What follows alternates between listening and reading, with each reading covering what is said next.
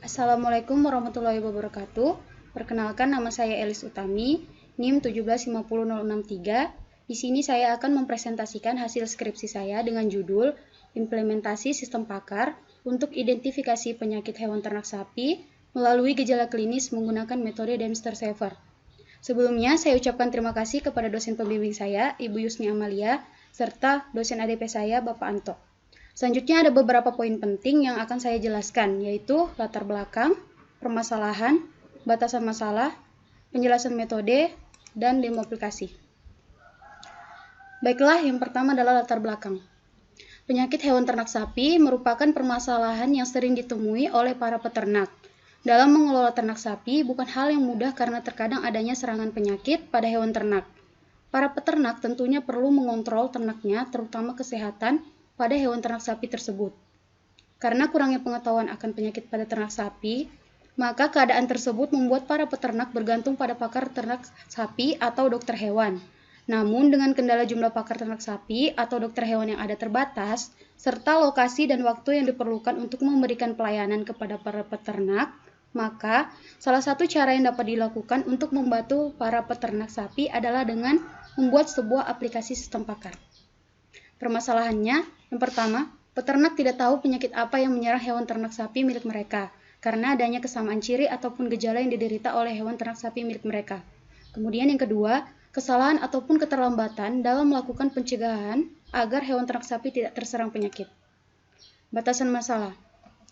Studi kasus dilakukan pada Balai Peternakan dan Klinik Hewan Kota Tarakan. Selaku pakar, Dr. Hewan, Dr. Richard Alfonsus Situmorang SS, Dr. Hewan pada Balai Peternakan dan Klinik Hewan Kota Tarakan. Pada penelitian ini akan membahas program aplikasi yang digunakan untuk mengindikasikan penyakit pada hewan ternak sapi dan pemberian solusi terhadap masalah penyakit tersebut.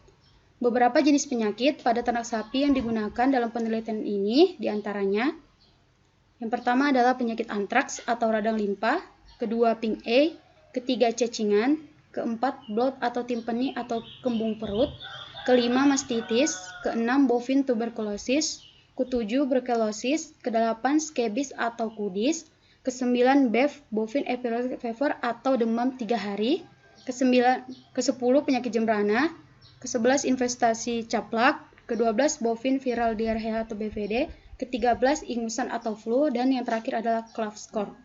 Dari jumlah 14 penyakit yang digunakan dalam penelitian ini, maka total gejala adalah 46 gejala. Penjelasan metode. Di sini saya menggunakan metode Dempster-Shaver. Teori Dempster-Shaver merupakan teori matematika dari evidence. Teori tersebut dapat memberikan sebuah cara untuk menggabungkan evidence dari beberapa sumber dan mendatangkan atau memberikan tingkat kepercayaan dari evidence yang tersedia. Teori Dempster-Shaver adalah suatu teori matematika untuk pembuktian berdasarkan belief function atau fungsi kepercayaan dan plausible reasoning atau pemikiran yang masuk akal, yang digunakan untuk mengkombinasikan potongan informasi yang terpisah atau bukti untuk mengkalkulasi kemungkinan dari suatu peristiwa. Belief adalah ukuran kepercayaan terhadap evidence atau gejala. Jika bernilai 0, maka mengindikasikan bahwa tidak ada kepastian, dan jika bernilai 1, menunjukkan adanya kepastian. Data belief didapat dari inputan pakar. Plausibility adalah ukuran ketidakpercayaan terhadap evidence atau gejala. Jika bernilai 1, maka mengindikasikan bahwa tidak ada kepastian, dan jika bernilai 0, menunjukkan adanya kepastian. Selanjutnya, pada teori Dempster-Shaver, kita mengenal adanya frame of disagreement FOD, yang dinotasikan dengan theta, dan mass function yang dinotasikan dengan M. FOD adalah semesta pembicaraan dari sekumpulan hipotesis, sehingga sering disebut dengan environment. Sedangkan mass function atau M adalah, dalam teori Dempster-Shaver, adalah tingkat kepercayaan dari suatu evidence atau gejala. Sering disebut dengan evidence measure, sehingga dinotasikan dengan M. Fungsi kombinasi M1 dan M2 sebagai M3 dibentuk dengan persamaan. M3Z sama dengan sigma X irisan Y sama dengan Z M1X dikali M2Y per 1 dikurang sigma X irisan Y sama dengan theta M1X dikali M2Y. Keterangan, M1X adalah mass function dari evidence X, kemudian M2Y merupakan mass function dari evidence Y, dan M3Z merupakan mass function dari evidence Z. Baiklah, selanjutnya saya akan mendemokan aplikasi saya.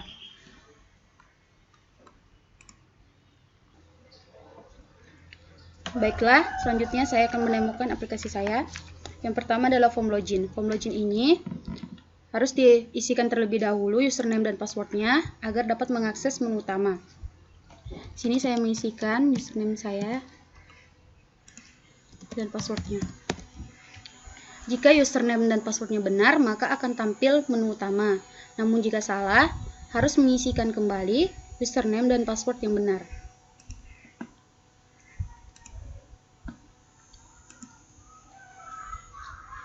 Ini merupakan tampilan menu utama saya. Menunya ada 3, yaitu penyakit, gejala, dan diagnosa. Yang pertama adalah form penyakit. Digunakan untuk menginputkan data penyakit ternak sapi. Inputannya berupa kode penyakit, nama penyakit, dan solusi. Untuk kode penyakit dapat kita ketahui terdaftar atau tidak dengan mencarinya terlebih dahulu. Jika belum, maka akan muncul informasi kode penyakit tidak terdaftar. Kemudian masukkan nama penyakit, kemudian solusinya,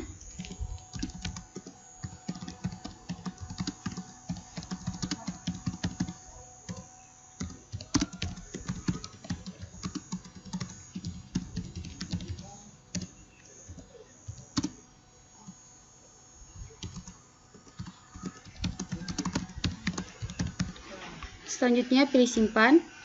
Jika data tersimpan, maka akan muncul informasi data telah tersimpan. Pada form data penyakit dapat dilakukan simpan data, ubah data, hapus data.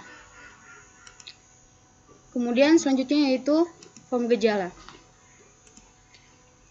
Form gejala digunakan untuk menginputkan gejala-gejala pada tiap penyakit. Inputan pada form gejala yaitu nama penyakit, kode gejala, nama gejala, dan nilai densitas. Untuk menambahkan gejala, terlebih dahulu memilih nama penyakitnya. Selanjutnya di sini saya mengambil penyakit, CAP score. Kemudian untuk kode gejala dapat diketahui apakah telah ada ataupun belum. Jika belum, ada muncul informasi kode gejala tidak terdaftar. Lalu masukkan nama gejala.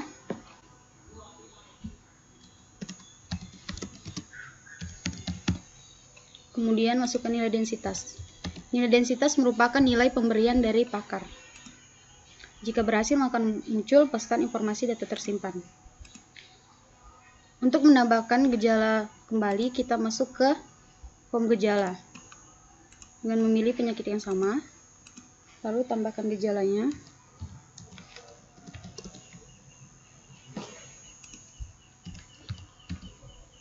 Kemudian simpan.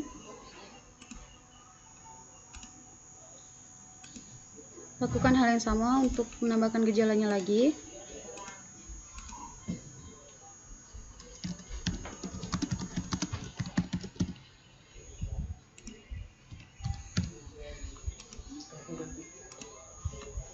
Data yang telah tersimpan maka akan tampil pada data grid view.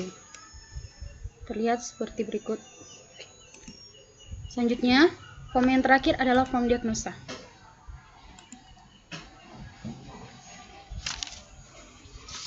Form hasil diagnosa, form ini digunakan untuk menghitung nilai densitas dari gejala yang diderita, untuk mengetahui penyakit apa yang diderita oleh ternak sapi. Pertama, terlebih dahulu memilih gejala yang diderita oleh ternak. Di sini saya mengambil 5 gejala. Yang pertama, nafsu makan menurun. Yang kedua, sapi kurus. Yang ketiga, bulu kusam dan kasar. Yang keempat, bulu rontok. Yang terakhir, diare.